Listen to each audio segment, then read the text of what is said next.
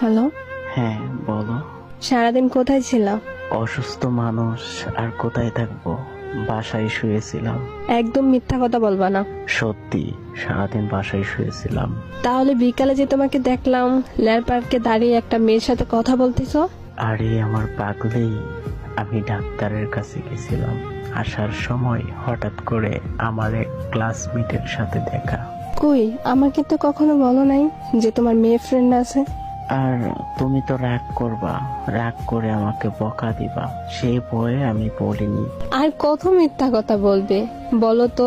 তুমি তো বললে তুমি নাকি সারাদিন বাসায় ঘুমাইছো। এই তোমার ঘুম? বাহ। আরে পাগলি, ও শুধু আমার একটা ভালো বন্ধু, আর কিচ্ছু না। এই শোনো, তুমি আমার সাথে আর একটা মিথ্যা কথা বলবে না। আমি তোমার কথা শুনতে চাই না, ওকে?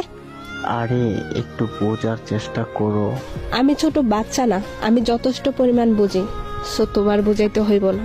আরে পাগলি, ও খুব ভালো মেয়ে, আর তুমি তো ওর কথা শুনতে পারো না, তাই তোমাকে বলিনি।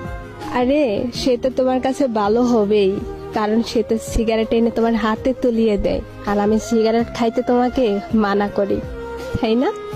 আমি সত্য বলছি, আমি তোমাকে ছাড়া অন্য কোনো মেয়ের সাথে কথা বলি না। আমাকে না জানিয়ে কত কিছু করে ফেললে, আর আমি আমার মামার তো ভাইয়ের সাথে আমাকে সহ্য করতে পারো না, তাই আমি মামার বাড়িতেও যাই নাই। আর তুমি অন্য মায়েকে নিয়ে ঘুরতে যাও। ওই মেয়ের মাঝে কি আছে যেটা আমার মধ্যে নাই? যেই কারণে তুমি আমাকে ছাড়া অন্য মায়ের সাথে ঘুরতে যাও। কেন আমার সাথে এমনটা করলে বলো না? প্লিজ, এবারের মতো মাফ করে দাও। আমি আর তোমার সাথে মিথ্যে বলবো না। মেয়েটা তোকে অনেক ভালোবাসে, তুই অনেক ভালোবাসোস। আমি আর মাঝে থেকে কি করব? আমি যদি মরে যাই তারপরও তুই আমাকে দেখতে আসবি না, ভুলে যাবি তুই আমাকে।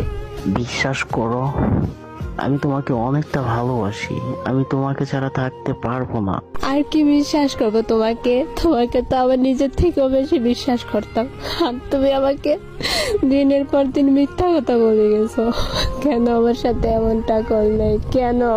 সরি, আমার ভুল হয়ে গেছে, মাফ করে দাও। আর কিছু শুনতে চাই না, আর কাউকে আমি সুযোগ দিতেও চাই না। অনেক দেখেছি আমি তোর কাছ থেকে, শুধু আমি কষ্টই পাইছি। তার থেকে ভালো আমার মরে যাওয়া।